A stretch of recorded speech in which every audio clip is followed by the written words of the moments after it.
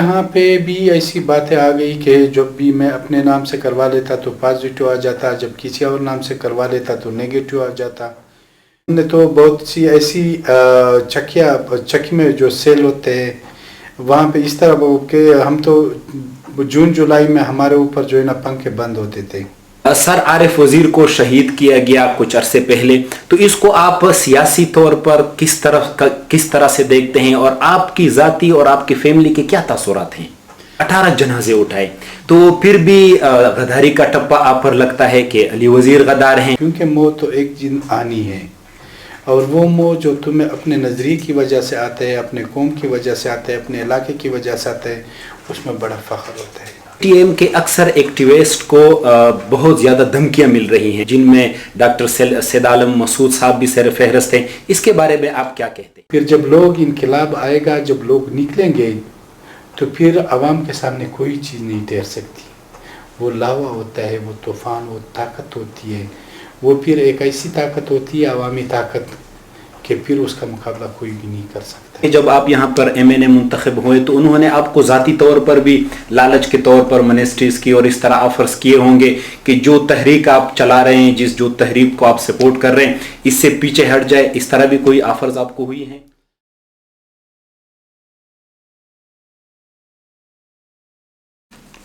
अस्सलाम वालेकुम नाजरीन, मैं हूं आपका होस्ट सुहेल वज़ीर, यूनिवर्सल मीडिया पाकिस्तान से।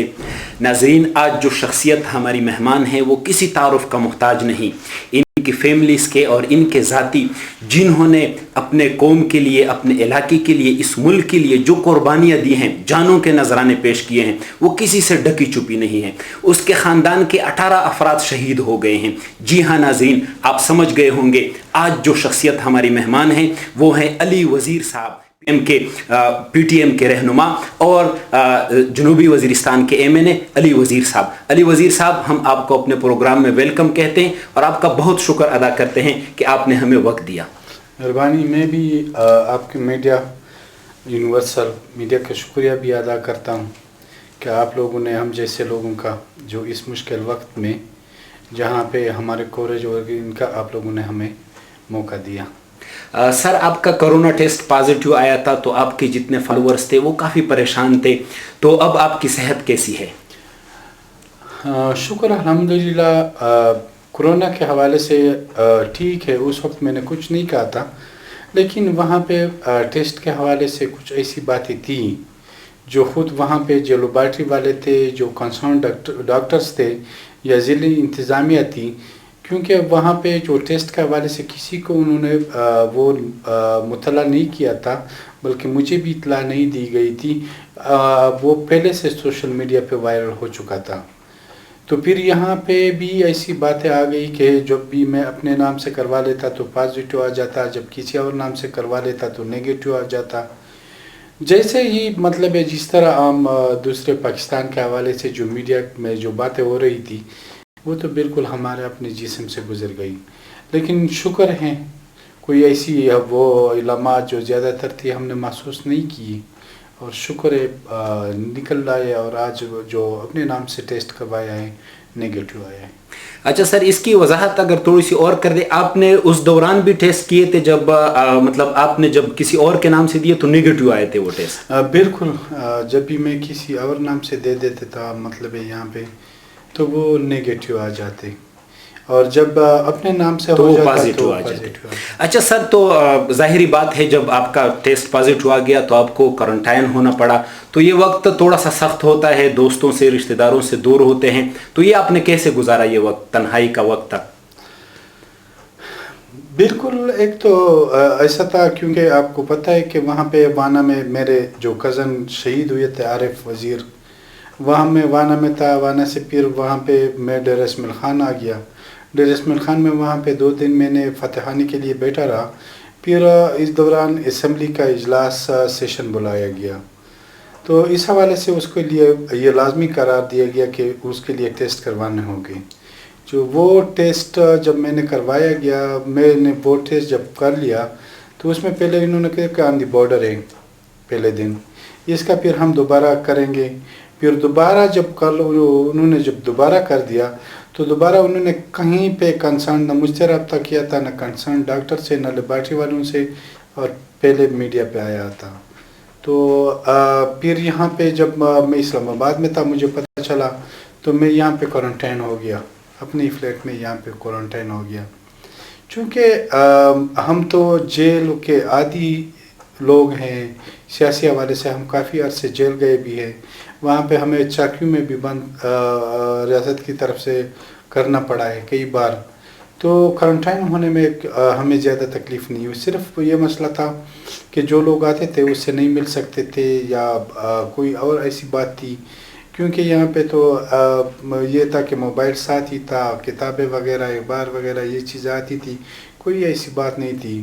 ہم نے تو بہت سی ایسی چکی میں جو سیل ہوتے ہیں وہاں پہ اس طرح کہ ہم تو جون جولائی میں ہمارے اوپر جو ہے نا پنکھے بند ہوتے تھے، اور وہاں پہ ہم مہینوں میں کہیں بھی ہماری ملاقات نہیں ہوتی تھی. تو یہ تو شکر بھی تھا کہ یہاں پہ ملنا بھی فاصلے کے پہ ملنا بھی ہوتا تھا. تو یہاں پہ سر آپ یہ کہہ رہے ہیں کہ مطلب جیل کی وجہ سے آپ پوری طرح تیار تھے، کوئی آپ کو مسئلہ نہیں تھا؟ کوئی ایسی وہ نہیں تھی، صرف یہ تھا کہ میں یہ کوشش کرتا تھا کہ میری وجہ سے کسی اور کو تکلیف نہ پہنچے. سر عارف وزیر کو شہید کیا گیا کچھ عرصے پہلے، تو اس کو آپ سیاسی طور پر کس طرح سے دیکھتے ہیں، اور آپ کی ذاتی اور آپ کی فیملی کے کیا تاثرات ہیں؟ عارف وزیر کے حوالے سے پوری دنیا جاتی ہے، جس طرح وہ مظلوم قوموں نے، پھر پشتون قوموں نے اس کی شہادت کو جس طرح سے منایا، مطلب ہے اس کو جس طرح اس کی قدر کی، اس کی شہادت کی، یا اس کے حوالے سے جو مطلب ہے. عارف وزیر ایک ایسا بندہ تھا کہ کیونکہ وہ تو ہمارے گھر کا ہی بندہ تھا، تو وہ بڑا ہی مخلص بندہ تھا. وہ بس اس میں ایسی بات تھی جو اس کے دل میں آتا تھا بس وہی کرتا تھا. دوسرا وہ غریبوں کے ساتھ ان کا انتہائی ہمدردانہ رویہ تھا. وہ بالکل ایسے لوگوں جو مظلوم ہوتے تھے، جو غریب ہوتے تھے، جن کی کوئی ایسی زیادتی ہوتی تھی یا گورنمنٹ میں کوئی ان کے مسئلے مسائل ہوتے تھے، تو وہ ان کے ساتھ ان کی کافی باغ دوڑ ہوتی تھی. تو میں کہتا ہوں کہ جس نے بھی کیا، کیونکہ ہوا تو اسی ریاست کے اندر ہے، بہرحال اس نے عارف وزیر کو سٹڈی نہیں کیا تھا. اگر وہ عارف وزیر کی اس کی سٹڈی اس کو پتہ ہوتی شاید وہ ایسا نہ کر لیتے. سر عارف وزیر کی شہادت کے بعد پی ٹی ایم پر کیا اثرات پڑیں گے؟ عارف وزیر پی ٹی ایم میں تقریباً پہلے جب مجھ پہ اٹیک ہوا تھا پچھلے سال 2018 میں، تو وہاں پہ یہ زخمی ہوا تھا. پھر جب 2018 یکم جنوری یا اس سے 2018 سے جب پی ٹی ایم کی وجود آئی ہوئی ہے، تقریباً 2 سال اس کے لگ بھگ ہو رہے ہیں، تو اس نے تقریباً 14 مہینے جیل میں گزارے ہیں. وہ ایک ایسا بندہ تھا جہاں پہ بھی پی ٹی ایم کی ایکٹیویٹیز کہیں پہ بھی ضرورت پڑتی تھی تو وہ کر جاتا تھا. تو اس حوالے سے اثرات تو لازماً ہوں گے پی ٹی ایم پہ، لیکن شکر الحمدللہ پی ٹی ایم اس پوزیشن پہ ہے کہ پی ٹی ایم نے پشتون قوم کو اور پھر خصوصاً مظلوم قوموں کو اتنی لیڈرشپ دی ہوئی ہے کہ اگر آپ پی ٹی ایم کے ایک کارکن کو بھی پکڑیں، اس سے پوچھیں، میں یہی سمجھتا ہوں کہ ایک کارکن کے نظریہ جو ہے نا وہ لیڈر سے بہت زیادہ پختہ ہے. اور سر عارف وزیر کی شہادت سے پہلے بھی آپ نے اپنے خاندان کے کئی جنازے اٹھائے، جس میں آپ کے والد صاحب بھی شامل تھے، تو آپ نے 18 جنازے اٹھائے. تو پھر بھی غداری کا ٹپا آپ پر لگتا ہے کہ علی وزیر غدار ہیں، اس کی کیا وجہ ہے؟ دیکھیں، پاکستانی ریاست ہمارا جو ہم خاندان ہیں، یہ انگریزوں کے خلاف کافی لڑائی، کیونکہ میرے جدادہ کے جو 2 بھائی 3 بھائی تھے وہ بھی انگریزوں کے خلاف شہید ہوئے ہیں. ایک ریاست کے حوالے سے بات بنیادی طور پہ یہ ہے کہ وہاں پہ ایکس فورٹا میں جتنا انہوں نے ظلم بھی کیا ہے. پھر آپ دیکھیں بلوچوں کے ساتھ زیادتیاں کو دیکھیں, سندھیوں کے ساتھ دیکھیں, مہاجروں کے ساتھ دیکھیں, پشتونوں کے ساتھ دیکھیں, ایون کہ پنجابیوں کے اندر بھی ہی مختلف طبقات ہیں, ان کے ساتھ ان کی زیادتیاں کو دیکھیں. ریاست کے حوالے سے جس نے بھی آواز اٹھائی ہے, ریاست کے آئین کا مطالبہ کیا ہے, ریاست میں اداروں کے اختیارات کا جب مسئلہ اٹھایا ہے کہ ہر ادارے کو اپنے اختیارات کے اندر ہی رہنا چاہیے, تو صرف اس میں ایک ہی ادارے کو, جو اس ادارے کو ملک بھی کہے, سب اداروں کا وہ کہے, بادشاہ بھی کہے, سب ادارے اس کے اندر بھی کہے, جسے ہم عام زبان میں آرمی کہتے ہیں, فوج کہتے ہیں. اگر آپ دیکھ لیں جو یہاں پہ غدار اور نہ غدار, پاکستانی ریاست کے حوالے سے اچائی اور بلائی, پاکستانی ریاست کا کس کو اچھی نظر سے کس کو بری نظر سے دیکھنا, کسی کے خلاف کارروائی کرنا وغیرہ, یہ پاکستانی فوج یہ اس کے اختیار میں ہے کہ وہ جو بھی جس کے ساتھ جس قسم کا رویہ رکھتا ہے اسی کو مانا جاتا ہے. وہاں سے مطلب غداری کے ٹپے وہاں سے آتے ہیں. وہاں سے آتے ہیں. تو ہم نے شروع سے یہی کہا تھا کہ یہاں پہ جو ایکسپرٹ پشتون بیلٹ میں ان میں مظالم نہ کیے جائے, ان کو پسماندہ نہ رکھا جائے, یا جن لوگوں نے ظلم کیے ہیں, ناجائز آپریشن کیے ہیں, ناجائز قتل عام کیا ہے, یا جنہوں نے اس ڈالر کو بٹورنے کے لیے, ڈالر کو کمانے کے لیے انہوں نے ان علاقوں کو برباد کیا ہے, ان کے خلاف ایکشن لیا جائے, تحقیقات کروائی جائے, اور جس نے یہ جرائم کیے ہیں ان کو سزا دی جائے. سر ایک یہ بات بھی ہے کہ آپ نے 18 جنازے اٹھائے ہیں, یہ سلسلہ کب تک چلتا رہے گا؟ یہ کیسے اس کو ختم کیسے کرنا ہوگا, اور یہ کب تک چلتا رہے گا یہ سلسلہ آپ کے شہادتوں کا؟ دیکھیں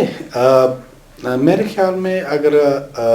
کوئی بندہ جو زندگی سے زیادہ خوف محسوس کرتا ہوں, وہ اس کو اگر یہ کہے کہ شاید آپ کی زندگی کو خطرہ ہے, یا شاید کوئی یہ کہے کہ آپ کے مرنے کا وقت ہے, یا شاید تمہیں یہ کہے کہ اینی ٹائم تمہیں کچھ ہو سکتا ہے, جب تک نظریات ایسی بات ہوتی ہے, جب بندہ نظریہ سچ ہوتا ہے, جو بندہ نظریے کے تحت کام کرتا ہے, یا جو نظریہ ایک شفافیت پہ ہوتا ہے, جہاں پہ انسان اپنے آپ کو راستہ حق پہ سمجھتا ہے کہ میں حق پہ جا رہا ہوں, پھر ان کے سامنے یہ شہادتیں, یہ ڈرانا, یہ دمکانا, مروانا وغیرہ یہ چیزیں پھر وہ نہیں ہوتی, کیونکہ موت تو ایک دن آنی ہے,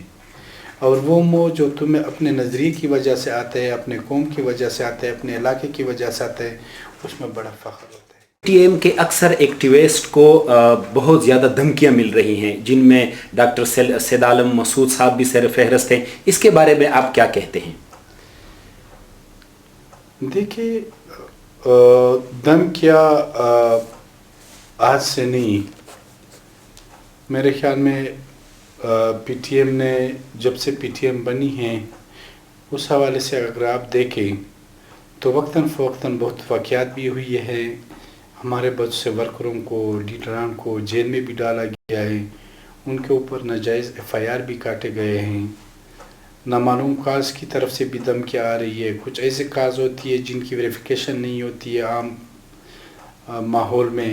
ان کی طرف سے بھی آتی ہے. تو جہاں تک دھمکیوں کے حوالے سے بات ہے تو وہ تو یہ سمجھ چکے ہیں,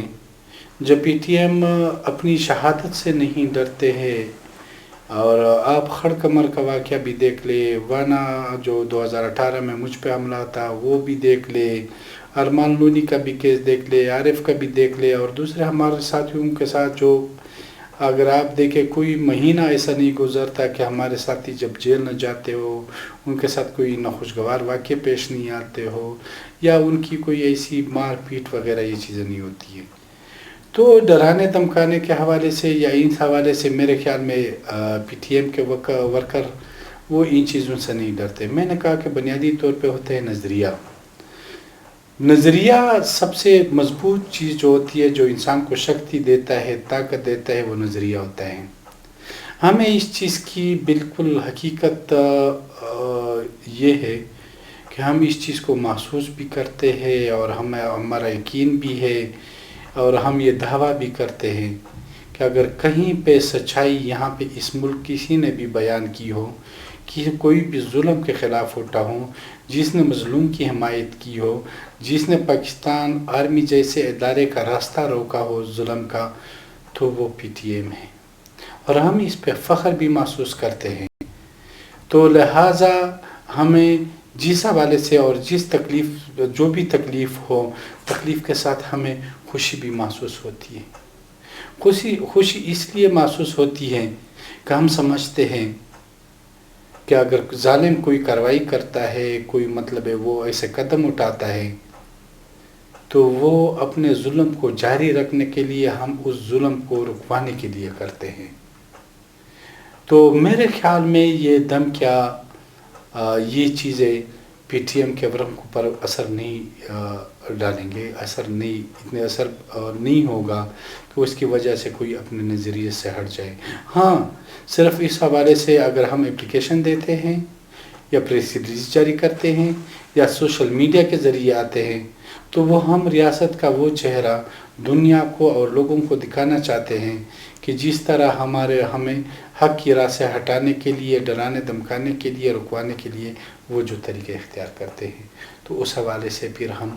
دنیا کو وہ چیز واضح کرنا چاہتے ہیں۔ سر، آپ کی جو تحریک ہے پی ٹی ایم اور آپ خود علی وزیر پاکستان کے آئین کو مانتے ہیں، اس کا احترام کرتے ہیں؟ دیکھیں، ہماری بنیادی طور پہ جدوجہد جو ہے نا وہ آئین کے لیے ہے۔ ہم نے تو شروع سے یہ چیزیں اٹھائی ہے کہ ہم آئین کو مانتے ہیں، لیکن آئین کو اسی شکل میں لایا جائے جس طرح ہر شہری کا بنیادی اس آئین کے اندر اس کی واضح ہے۔ لیکن مسئلہ یہ ہے کہ یہاں پہ جو پاکستان کے ادارے ہیں، پھر خصوصاً پاکستان کے سیکیورٹی ادارے، وہ آئین اپنی مرضی کے مطابق چلانا چاہتے ہیں، نہ آج تک بلکہ آئین کو وہ مانتے ہی نہیں ہیں۔ اس طرح میں یہ تو نہیں کہنا چاہتا ہوں کہ میں اس چیز کو ایک مثال، لیکن شاید کل آپ لوگوں نے ایک ویڈیو دیکھی ہوگی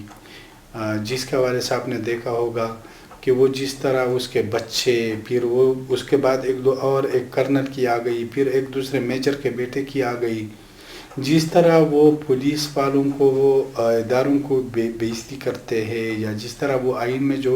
وہ جو الفاظ استعمالتے ہیں ریاست کے حوالے سے، ان کے جو ادارے کے اہلکار ہیں ان کے حوالے سے،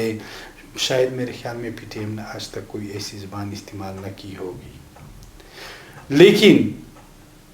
پی ٹی ایم کے حوالے سے، اس کے آئین کے حوالے سے ہم نے شروع میں کہا تھا کہ ہماری جدوجہد جو ہے نا وہ آئین کے لیے ہے۔ ہم کہتے ہیں کہ اس ریاست کے اندر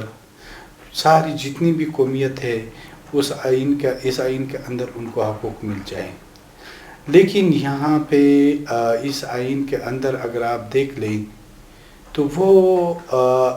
آئین تک رسائی جو ہوتی ہے دوسرے قوموں کی، وہ بڑی مشکل ہے بنسبت پاکستان کے ایک صوبے کے، اور پھر اس میں ریاستی ادارے کے اندر سیکیورٹی ادارے جو ہوتے ہیں۔ آج ہمارے لوگوں کو دیکھیں، ہم شروع سے کتنے یہ مطالبہ کر رہے ہیں کہ یہاں پہ جتنے بھی آپریشن ہوئی ہے وہ سب ناجائز ہوئے ہیں۔ ان آپریشنوں کی وجہ سے آج پاکستان کے سیکیورٹی کا صورتحال یہ ہے کہ آپ نے بھی سوشل میڈیا پہ دیکھا ہوگا کہ میرے خیال میں آزاد کشمیر اور گلگت بلتستان کے مسمیات وہ آج کل انڈیا اپنے نقشے میں دکھا رہا ہے، وہ اپنے نقشے میں، اور ساتھ ہی میں نے نہیں کوئی ایسی بات کی ہے جو سوشل میڈیا پہ کہ انڈیا کا میجر ہے وہ بلوچستان کے حوالے سے جو انہوں نے باتیں کی ہے۔ دیکھیے، یہاں پہ مختلف قوموں کے حوالے سے باتیں، یہاں پہ مشکلات ہو رہی ہیں۔ سب سے بڑی جو دوستی ہوتا ہے یا ریاست کے اندر جو قومیں ہوتی ہے، اس کا سب سے بڑی چیز جو ہوتی ہے وہ اعتماد ہوتا ہے۔ جب اعتماد ایک دوسرے پہ ختم ہو جائے تو وہاں پہ چلنا بہت مشکل ہوتا ہے۔ اس طرح اگر آپ دیکھیں، رشیا کو دیکھیں، رشیا کے اندر کتنی ریاستیں تھیں، اس کے پاس ایٹم بم بھی تھے، بہت سی باتیں تھیں. لیکن جب وہاں کے ریاستوں کا ایک دوسرے کے اوپر اعتماد ختم ہو گیا تو وہ کتنی ریاستوں کے اندر چلے گئے.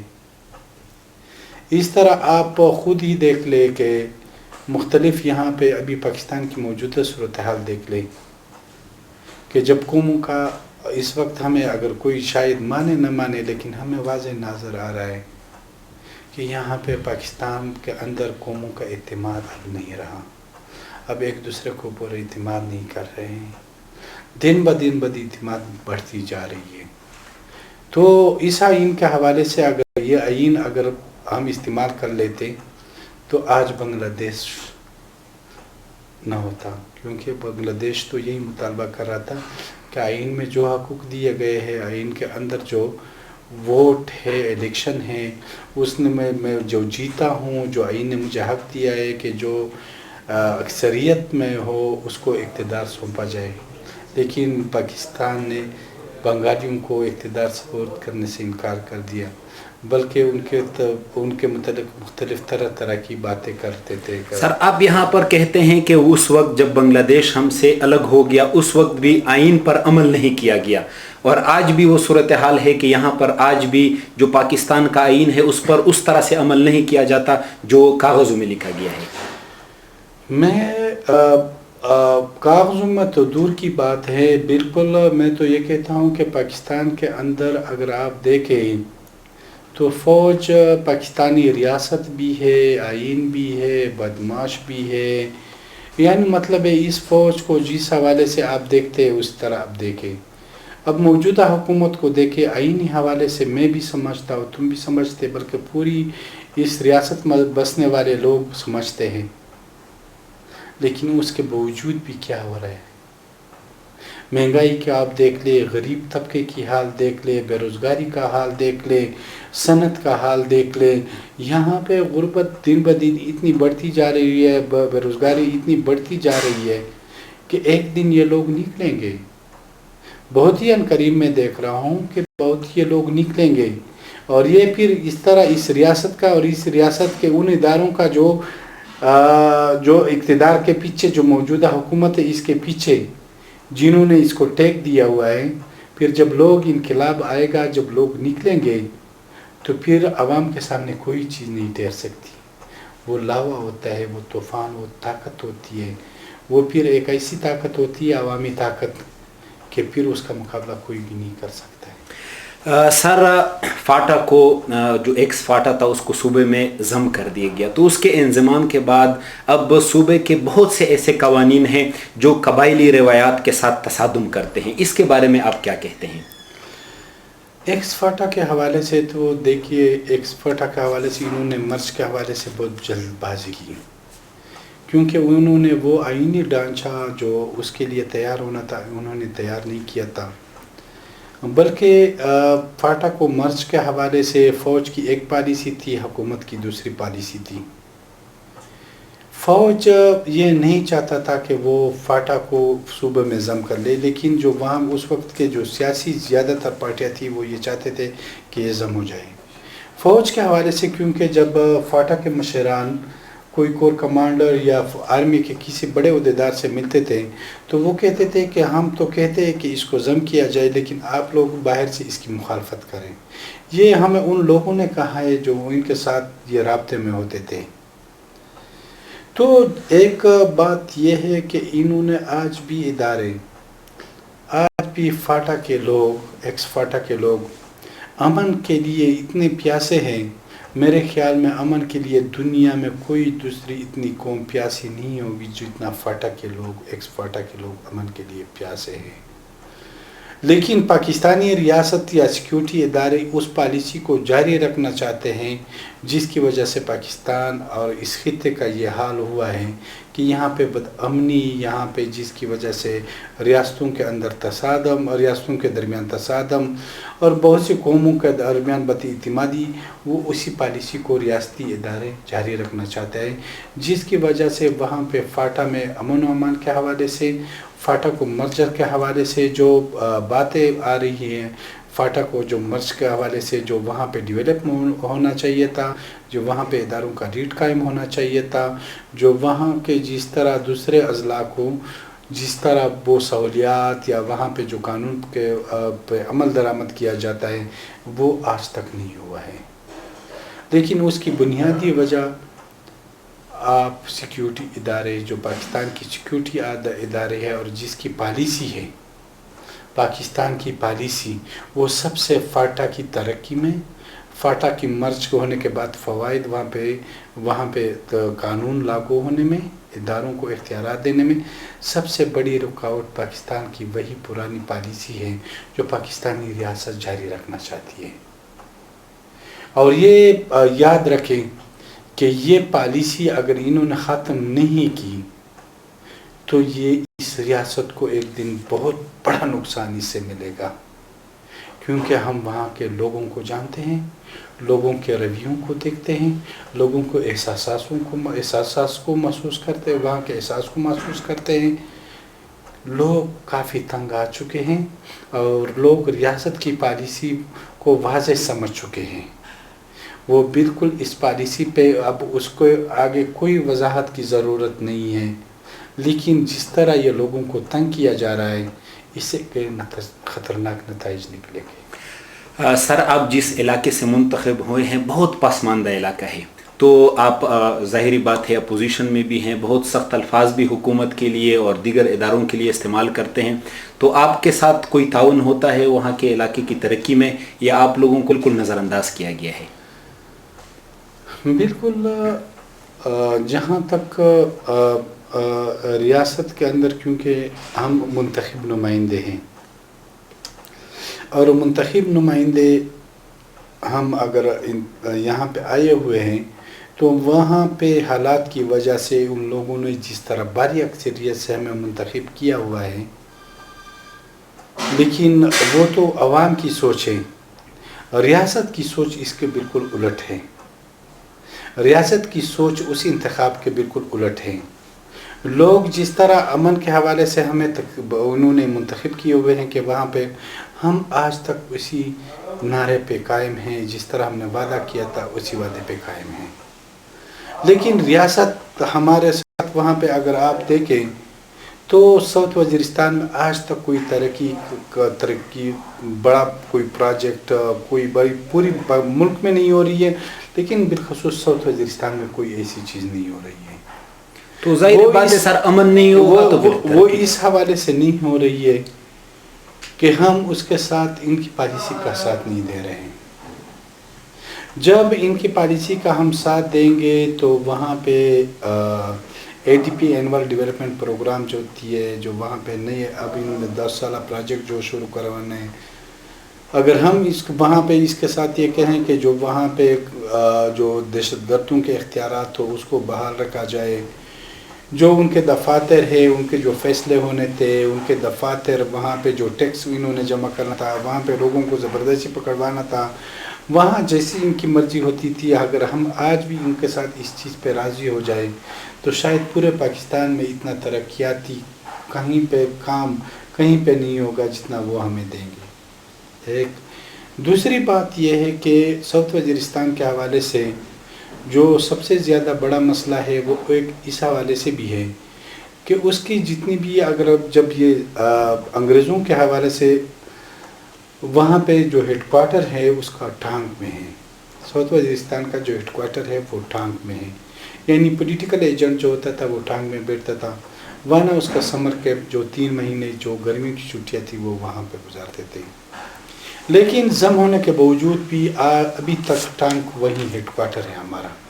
ٹانک وہی ہیڈ کوارٹر ہے، وہیں DC DPO وغیرہ جو تھے دوسرے ادارے ہیں، سربراہان ہیں، CNW وغیرہ، وہ وہاں پہ بیٹھتے ہیں. ہم نے یہ کہا ہے کہ وانا کے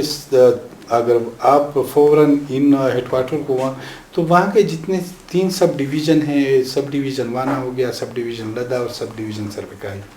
تو ان کے وہاں پہ جتنے بھی سب ڈویژن کے حوالے سے آفس ہے وہ ان کو وہاں پہ منتقل کیا جائے. دوسری ہم نے کہا ہے، شروع سے کہا ہے کہ ساؤتھ وزیرستان جو وہاں پہ ہیڈ کوارٹر ہیں وہ ساؤتھ وزیرستان میں شفٹ کیا جائے. وہاں پہ ریاست کی کوشش یہی ہے، حکومت کی کوشش یہی ہے کہ وہاں قوموں کے درمیان تضاد جاری ہوں، وہاں پہ قوموں کے درمیان لڑائیاں ہوں،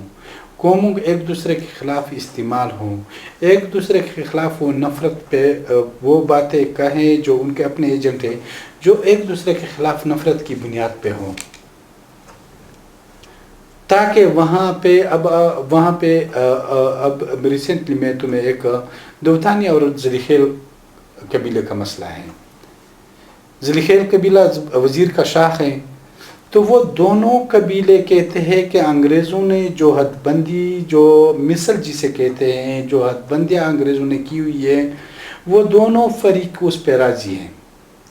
وہ یہ کہتے ہیں کہ ہمیں اسی انگریز کے جو مثل بنایا ہوا ہے اسی کے مطابق ہمیں یہاں پہ نشاندہی کرائی جائے ہماری حد بندیوں کی، لیکن ریاست اس چیز کے لیے تیار نہیں ہے، کیونکہ وہ قوموں کے یہ جھگڑے دیکھنا چاہتی ہے، قوموں کے آپس میں یہ اختلافات رکھنا چاہتے ہیں، کیونکہ اسی اختلافات میں اس کو پھر آسانی ہوتی ہے. اسی طرح ساؤتھ وزیرستان میں اگر آپ دیکھیں، شروع میں وزیر اور مسعود کو انہوں نے کافی ایک دوسرے کے خلاف استعمال کیا. کبھی کیا مسئلہ ہوتا تھا، کبھی کیا، اصل میں پالیسی ریاست کی ہوتی تھی، پالیسی حکومت کے اداروں کی ہوتی تھی، لیکن لوگ قوم استعمال ہوتی تھی وہاں پہ قوم ایک دوسرے کے خلاف مرتزن ہوتے تھے، ایک دوسرے کے خلاف راستے بند کر لیتے تھے، یا ایک دوسرے کے بندوں کو مار لیتے تھے یا اغوا کر لیتے تھے. اس طرح کے حرکات وہ کرتے تھے، حالانکہ ان شرط پسند عناصر کو ریاست کی سرپرستی حاصل ہوتی تھی، ریاست کے اداروں کی سرپرستی حاصل ہوتی تھی. تو ہماری کوشش یہی ہے کہ قوموں کی فساد، قوموں کی جھگڑوں کے علاوہ ہم اس ہیڈ کوارٹر کو بھی ساؤتھ وزیرستان میں لے جائیں، وہاں پہ قوموں کے اندر جو نفرت جو ریاست نے پیدا کی ہوئی ہے اس کو بھی ختم کیا جائے. کیونکہ ہماری سب سے اہم چیز جو ہوتی ہے وہ یہ ہوتی ہے کہ قومیں ایک دوسرے کے خلاف نہ اٹھیں، وہاں ایک دوسرے کے خلاف نفرت نہ پھیلائیں، یا وہ ان کے ایجنٹس جو یہ چیزیں پیدا کرنا چاہتی ہے کہ قومیں ایک دوسرے کے خلاف لڑے. وہاں پہ ایون کہ بعض اوقات جب یہ قومیں ایک دوسرے کے خلاف مرتزن ہوتی ہے تو ایک فریق کو حکومت اسلحہ بھی دے دیتے ہیں، ان کے لیے ریاست مورچوں کے اندر اپنے ہی سیکیورٹی اداروں کے لوگوں کو بٹھا لیتے ہیں بڑا اسلحہ استعمال کرنے کے لیے. یہ میں نہیں کہہ رہا ہوں کہ یہ میں کہہ رہا ہوں کیونکہ میں میڈیا کے سامنے، یہ وہاں چھوٹا چھوٹا بچہ جانتا ہے، یہ ان کے ایجنٹس کو اچھی طرح سے پتہ ہے کہ اس طرح ہو رہا ہے. تو ریاست کا وہاں پہ کردار دوسرے پاکستان کے حوالے سے، یہاں تو معاشی حوالے سے یا حکومت کے حوالے سے، لیکن وہاں پہ ایک بڑا نفرت کا رول کھیلا جا رہا ہے. اور یہ نفرت کا رول ابھی شکر ہے کہ میں ایک تو پی ٹی ایم کے حوالے سے، پھر یہ یوتھ کے حوالے سے، کہ انہوں نے کافی حد تک اس نفرت کو مٹایا ہے. اگر آپ دیکھ لیں نا تو ابھی یہ نئی آنے والی نسل میں یہ چیزیں نہیں ہیں. اب سب کہتے ہیں کہ وزیر کہتے ہیں کہ میں مسعودوں کے لیے قربانی دو، مسعود کہتے ہیں کہ میں داوڑ کے لیے دو، داوڑ کہتے ہیں کہ میں دوتانی کے لیے دو، اور پھر اس طرح سب یہ قومیں کہتی ہیں ہم بحیثیت پشتون قوم کے لیے قربانی دیں. سر یہاں پہ آپ نے ایک بات کی کہ اگر ہم ان کے جو ان کا پروگرام ہے وہ جو جس طرح سے ایکس فاٹا میں کارروائیاں کر رہی تھی، اگر ہم اس کو مطلب اس پر آنکھیں بند کر دیتے تو بہت سی ترقی بھی ہوتی. تو ظاہری بات ہے جب آپ یہاں پر ایم این اے منتخب ہوئے تو انہوں نے آپ کو ذاتی طور پر بھی لالچ کے طور پر منسٹریز کی اور اس طرح آفرز کیے ہوں گے کہ جو تحریک آپ چلا رہے ہیں، جو تحریک کو آپ سپورٹ کر رہے ہیں اس سے پیچھے ہٹ جائے، اس طرح بھی کوئی آفرز آپ کو ہوئی ہیں؟ تحریک کے حوالے سے تو کافی باتیں ہیں. صرف ایک عمران خان کے حوالے سے جو شروع میں تھی، جو اس ٹورنامنٹ کو ووٹ دینے کے حوالے سے انہوں نے منسٹری کی بھی آفر کیا اور کافی تعداد کروڑوں کے بھی آفر کیا. عمران خان صاحب کے ووٹ کے حوالے سے، صرف ووٹ کے حوالے سے کہ آپ حکومت کی حمایت بھی نہ کرے، حکومت کے بینچوں پہ نہ بیٹھے، صرف ووٹ دے دیں. جس طرح مطلب مینگل وغیرہ نے دیا ہوا ہے. اب آپ دیکھیں کہ ان کے لیے کیا کیا وہ اس میں بجٹ میں ان کے لیے کیا کیا ترقیاتی فنڈ رکھے جاتے ہیں. تو ہم نے یہی کہا تھا، شروع میں یہی کہا تھا کہ ہم اس ریاست کی اس حکومت کے حوالے سے اس طرح سے مطمئن نہیں ہیں جو ہمارا ضمیر فیصلہ کر دے کہ ہم اس کو ووٹ دیں، کیونکہ آج وہی چیز ثابت ہو گئی جو ہم شروع سے کہہ رہے تھے کہ